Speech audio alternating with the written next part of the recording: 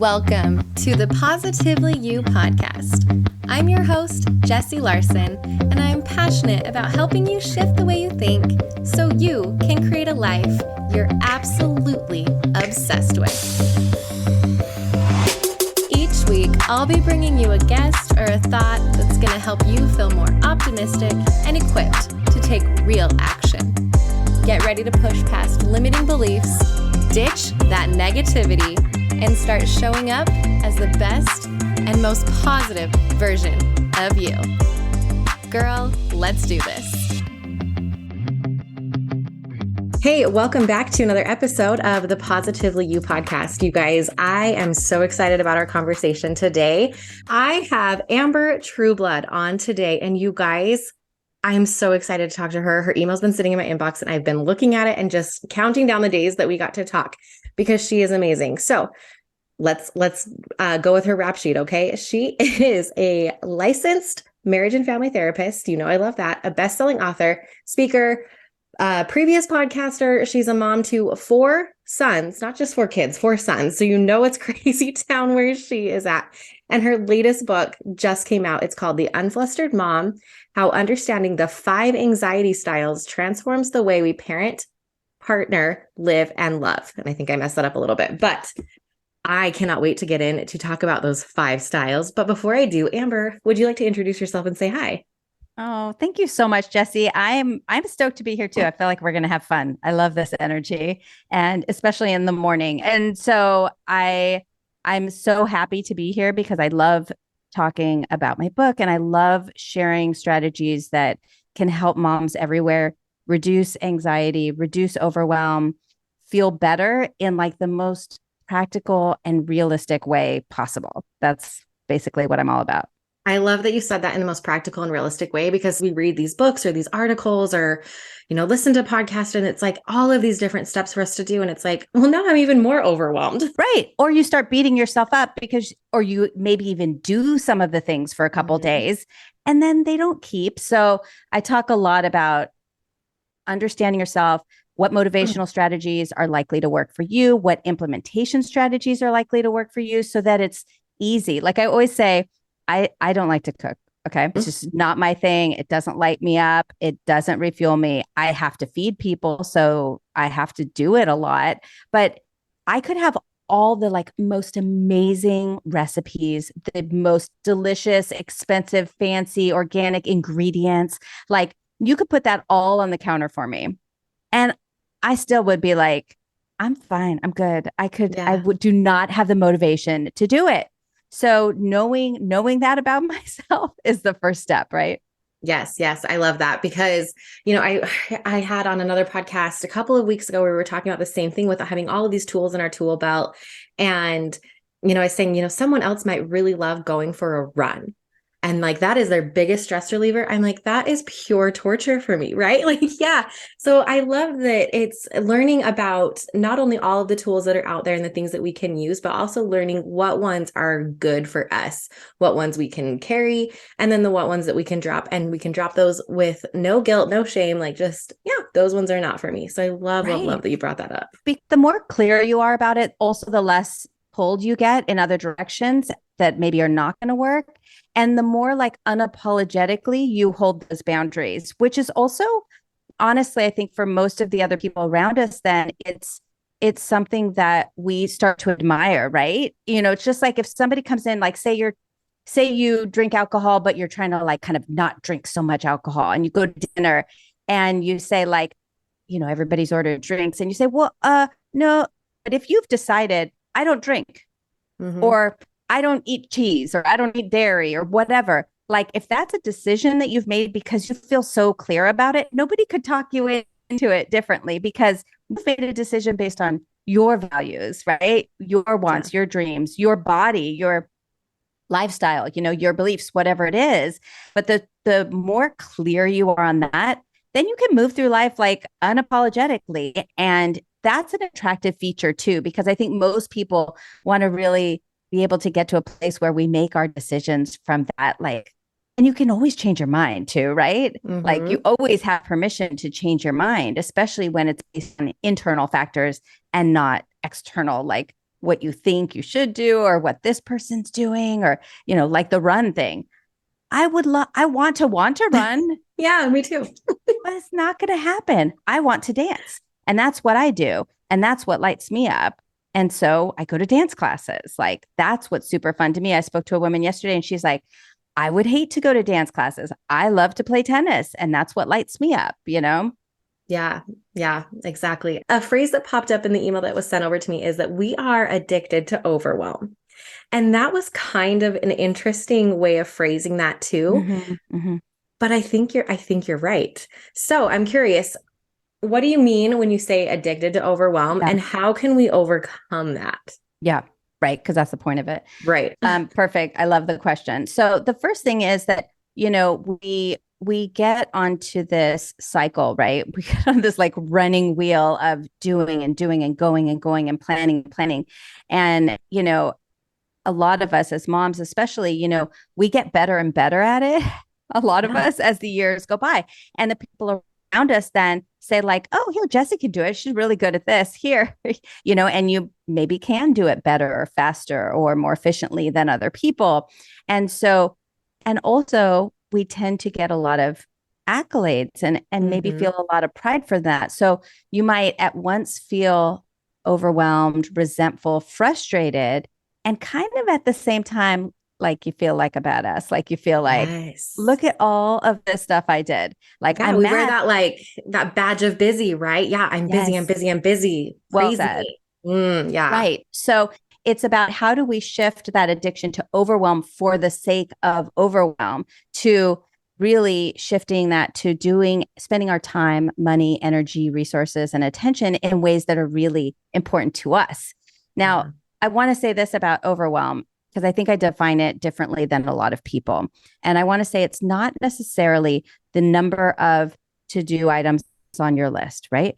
It's not necessarily how many kids you have at 5 different schools. It's not necessarily how many jobs you're trying to juggle, or that you're caring for, a child with special needs and adult parents that are having issues and they're across the country, or, there's a myriad of possible things, right? So it's not necessarily the amount of things on your list or how you're spending your time every day. It's how you're spending your time and how well that's aligned with what's really important to you. So if you're busy 24/7 and have 85 things on your list today, but 54 of them are really aligned with what is really important to you and what lights you up, then you can end the day feeling satiated and fulfilled and satisfied. If you have 87 things on your list and 4 of them are really important to you, and the other, I can't do the math, 83 are really because you feel like you have to do it, you feel like you should do it, you feel like that's what a good wife does, or a good mom does, or a good sister should do, or a good daughter should do, that's when it's depleting. That's when it just drains your spirit, and you can't keep that up. And you shouldn't, because, and I don't like to use that word, but like I want to say it's not serving anybody for you to just grind on and on and on and on. No, I think that definition and that recognition is so important, because I think of the days that I've had that are really, really full, but they were full with things that lit me up. Like I was going all day, but I get done and I'm like, wow, that was so good. Like I connected with friends, or I was outside in nature and I, checked things off this list, and all of the things, like you said, that connect with like your core values and the things that are really important to you. That day can be full to the brim and I don't feel overwhelmed. I feel full. Yeah. Versus, like you said, those days when I'm checking off everyone else's to-dos, or I'm doing things out of obligation, and then I'm probably feeling resentment at some point. And I think it's important to not only clue into our own core values, but also not compare our to-do lists with everyone else's, right? Like I might be tapped out at 10 things on mine, and I look across the street over at my friend Becca, and she's got 87 things, and she's doing it with a smile on her face and skipping all around town. Right. And, so I think not comparing to other people, and then also figuring out like, what are the things on my list that actually align with what I want to be doing and how I can drop that off. So I love that you have that definition and that you've like shared that with us, because I think that alone, like we could stop recording right now. We won't, but we could because Everybody I think pause, that's so take that important. in, put this on your favorites so you can circle back because we're gonna have a lot of, I think, Yeah. drop the mic moments, hopefully, that Right. really shift things. You asked about like, what do we do about it? Like, what's the next step? And this is also a recommendation that I think you might feel counterintuitive. Okay. Mm-hmm. So I'm not going to say take those 83 things and, trash half of them. A, because that's a lot of pressure. B, because often you can't. And then you feel frustrated or resentful or angry or, just even more overwhelmed when you look Mm-hmm. through them. So what I will say is think of one thing you can do just this week. It doesn't have to be today. It doesn't have to be this morning. Think of one thing that you can do that you either know totally lights you up, that you love it, it refuels you, it feels so good. And this is not surface self-care. This is like something deep Yeah. so it's often something that other people would be like, really? That's what you like to do? Like Mm-hmm. do puzzles by yourself on the bathroom floor at night? Like whatever it is, Yes. it doesn't matter. In fact, the weirder and more specific it is, the more likely you're onto something, right? Yeah. Because it's not coming from somebody else. It's coming from some weird place within that really knows what is going to light you up and cause you to feel more refueled emotionally and spiritually today. So think of one thing that you can do this week that you can add to your list this week. And what happens when we add one thing that is really emotionally refueling to us, suddenly those 83 things that were really draining, I'm not saying they completely become neutralized, but they go from like very draining to, okay, like that actually didn't cause me resentment and anger today because I really invested in myself. So it's not a one-to-one ratio. You don't have to like add one thing you like, take off one thing you don't like. It doesn't work that way, which baffles me. Like Right.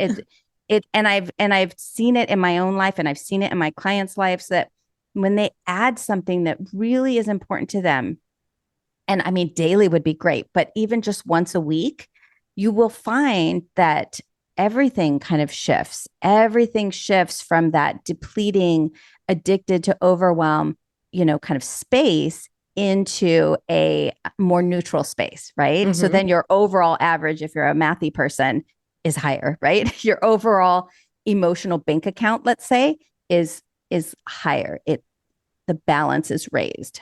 Yeah. Yeah. I love that. And I love, if you're watching, you can see like the scale There's all things that we kind of keep doing. hand movements happening. Because yeah, I love that you preface that with saying, this might seem counterintuitive because it is our first thought is, okay, what do I need to drop? What do I need to drop? I need to get some things off my to-do list. And, yeah, immediately you think adding like, well, are you crazy? Like Amber, no. And if you think of what that would be, like, I'm going to put you on the spot. What would be your one thing you could add this week? Oh, there's so many. Number one would just be crazy dancing to super loud music down in my basement. Yeah. Which I did yesterday when I was feeling super overwhelmed. And guess what? If someone would have walked down, they would have been like, what is that idiot doing in the basement? But I felt so good. And so I love that you said that too. Like, what's the weird thing? I'm like, I don't know. I want to go sit barefoot in a river next to my house. Like, super weird things because I know that that's not them. So I love that that was your clue that you're on to something. Like the weirder and more it feels like if someone saw me doing this, they would think, what? Do that. Go do that thing. But when you said that about the river just now, like I got chills. My whole Yeah. body got chills when you said that. That was wild. So yeah, that's when you know you're onto something. And when you hear somebody else's, you could steal that. If it gives you chills, it's like borrow that. Like you're not taking anything away from that person. And yes, adding something, it feels counterintuitive. But if you think of the thing that's right for you, then it should also give you chills and make you excited and not. So if it's something that you think of and your body goes, how am I going to add that in? Then it's maybe not the right thing. If you get excited and then you say, oh, but where? Like, how is that even possible? When am I've got the kids. I don't really want to bring them to the river because that changes the whole dynamic. Like, Yeah. how can I do this? And, one key, I talk a lot about communication strategies as well, because it's one thing to know your needs. It's another thing to even have good implementation practices and know your motivation style and all of these things and understand your anxiety style, which we can talk about in a minute. It's another thing to give yourself permission, right? And also communicate that to the other people that you interact with every day. So Oh, yes. one strategy is very simple. So I just want you to remember the word happy. And I want you to remember that the people in your life that care about you really do want you to be happy. They really, really, really do. I know that it doesn't feel that way sometimes, but they really do. And so if you say, hey, you know what would make me really happy if I did this tomorrow? And then you be specific, is if you Yeah. could take the kids from like 4 to 6 tomorrow, and I could just go to the river by myself, bring my journal, bring some music. Oh, that would make me so happy. Try that. Be Yeah. really specific, use the word happy, Ooh, and I like that. see if that doesn't get you the permission not only for yourself, but from whoever else you feel like you need their support to help make that happen. I like the word support instead of permission too. Yeah. I tend to say permission when it comes to ourselves because Yeah. I want people to give themselves permission, but you don't need permission from anybody else. Yeah. I mean, You I think always we have a do. So I choice. kind I just kind of liked that, how that Yeah. hit me differently when it was, how can you support me versus, oh, I need permission from, my spouse, or like, we really don't, but we use Right. that as a block. And, you said it's easy for us to, not easy, but we can identify it within ourselves, but then communicating it to other people is the hard part. And hi, I'm like both hands up in the air. That is Yeah. me. And something I've really been working on about actually communicating those needs. And it can feel scary if you're not used to that. But like you said, the people in your life really do want to see you happy. They really do. And so if you're not used to communicating your needs, that is a scary step. And like, yes, sister, I'm with you. Yeah. And you're giving them a gift by like Yes. giving them love, like exact directions on how to make you happy. It's really a gift to Yeah. be giving them. And the more specific you can be, like, here's what I need you to do. So saying things like, I need a break, I'm exhausted, not so helpful, right? Mm-hmm. So be real, because they also might step in and try to help in a way that's like not helpful to you at all.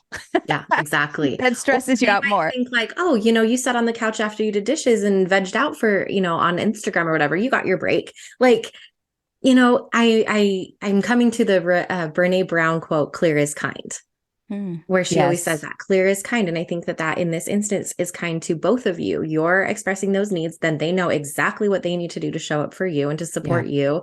And wow, I love that.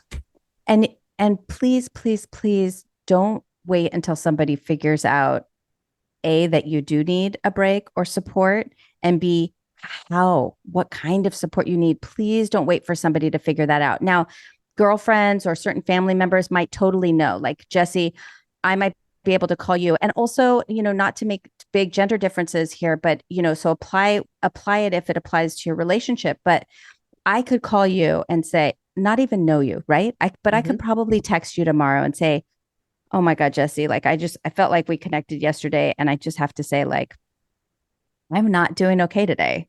I'm Yeah. not okay today. I'm a hot mess. And I'm not okay. And you would be like, Zoom, present.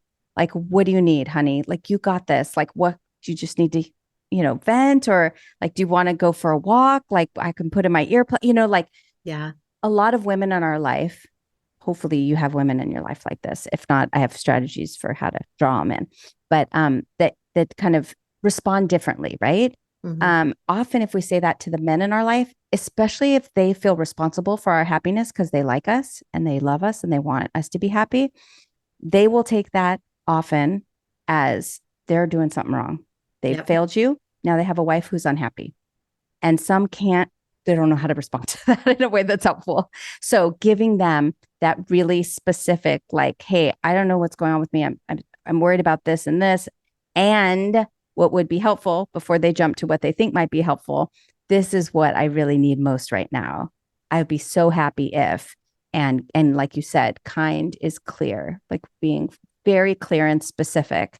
Like when I say specific, it means like, what do you want them to do? When, what the time frame is, what they can do while you're doing this, and then what the benefit will be. Like, as much as you can give is fantastic. And then the magic of it is the next time you're feeling all flustered and overwhelmed, Like Jesse, your husband might say, hey, so how about I take the kids to the park and you go down to that river maybe? What do you think? Yeah.